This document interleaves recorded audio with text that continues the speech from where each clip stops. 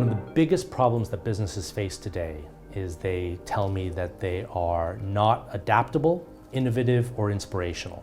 Or more accurately, they ask, why are we less innovative, adaptable, or inspirational than the human beings in our organization?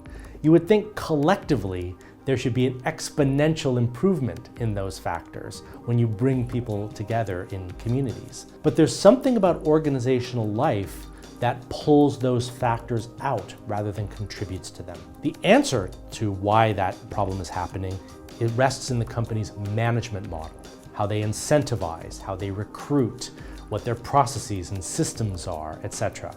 These are factors that only the senior executives can really adapt. That's management innovation. You see how that really rests at the management layer in the organization. So what organizations need to do is think about how can we be fit for the 21st century? And that has less to do with using 20th and 19th century industrial revolution management models and 21st century humanist and digital business models and management innovation models.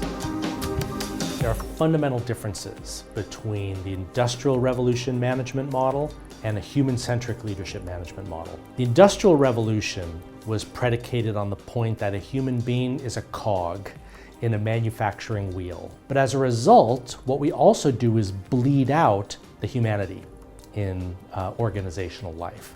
Unfortunately, humanity is exactly what we need in our organizations in the 21st century, but our philosophy of management is still grounded in the Industrial Revolution.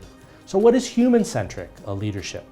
Well, that management model says, how do we eke out every bit of adaptability and new thinking and diverse thinking and neurodiversity and inspiration in our people? How do we make collective decisions instead of top-down autocratic decision-making? So when organizations are seeking a different management model, you certainly need to bring in people who think differently from you. So in other words, it should not only be up to your board or your executive committee to decide what are the new processes and systems and leadership models and recruitment methods that we're going to use.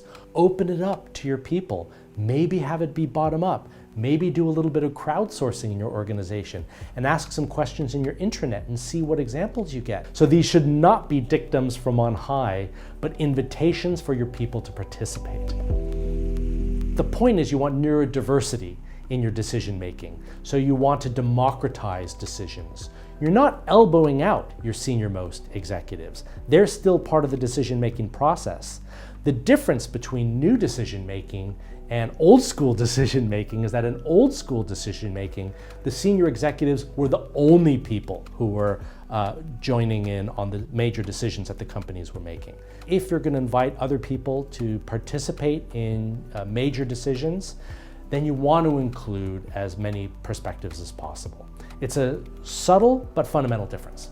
So it's not that there's no accountability here, but there is a strong sense of you know what you can do, you know what's best for the organization, and you know how you can best produce value for the organization. So we're putting that onus on you. For some people, that might be intimidating, but I think for more and more people in the workforce today, that's liberating.